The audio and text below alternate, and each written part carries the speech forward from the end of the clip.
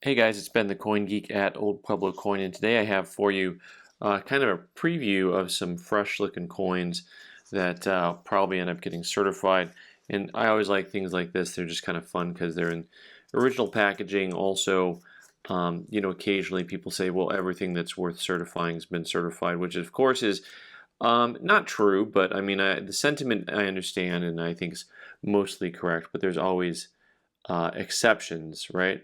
So one of the things you're going to see here on these coins is the original price listed from whoever bought them with the original grading.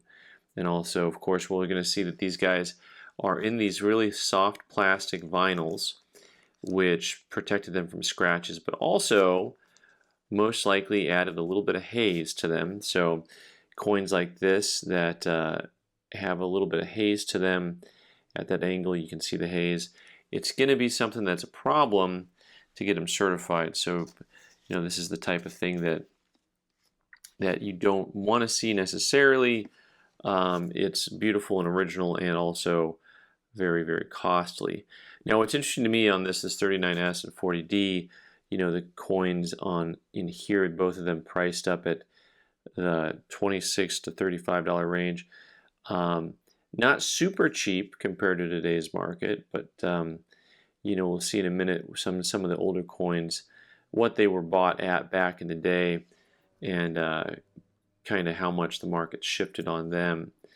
Because these are coins that I'd have to look up and see exactly what they're trading at. But the point about it is actually it's about to get a little different here, because here you look at this 1891 nickel that someone had originally paid $29 for, and it's just quite lovely. Nickels are tough because they get easily corroded and with spots on them. So, this cardboard holder has not destroyed it yet, but there's not really much of any corrosion or spotting on the coin itself.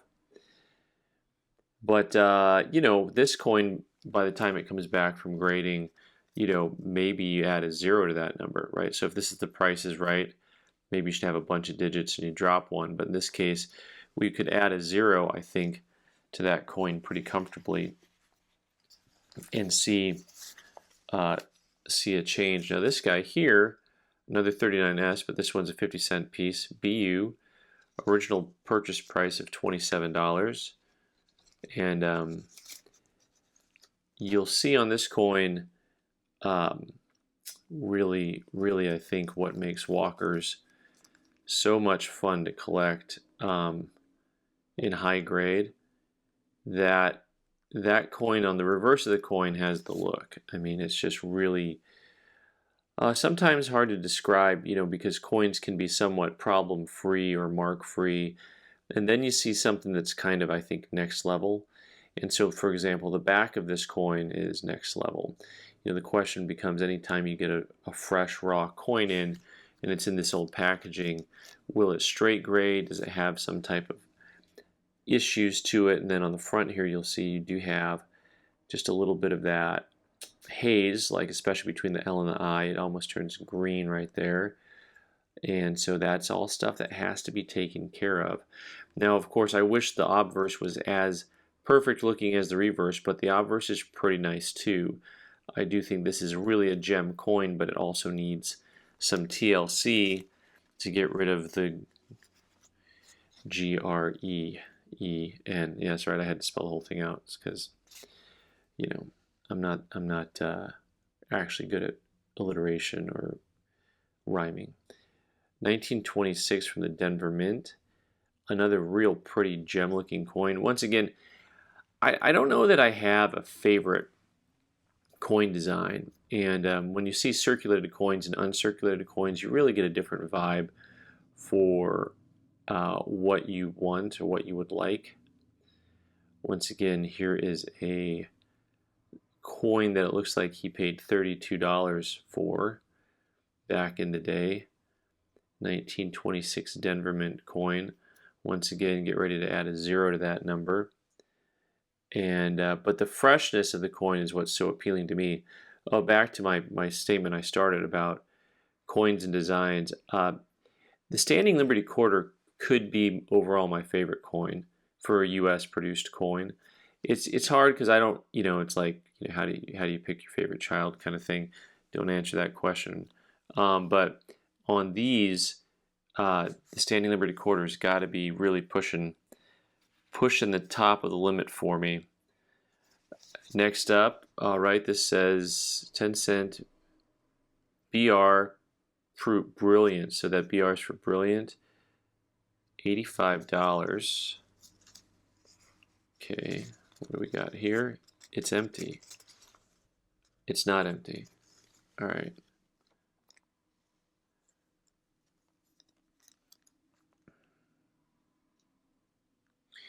Hard to see at that angle, that distance here, but this 1872, it is a brilliant proof. It is a nice coin that will be getting certified, but also you can see it's got the residue on the back.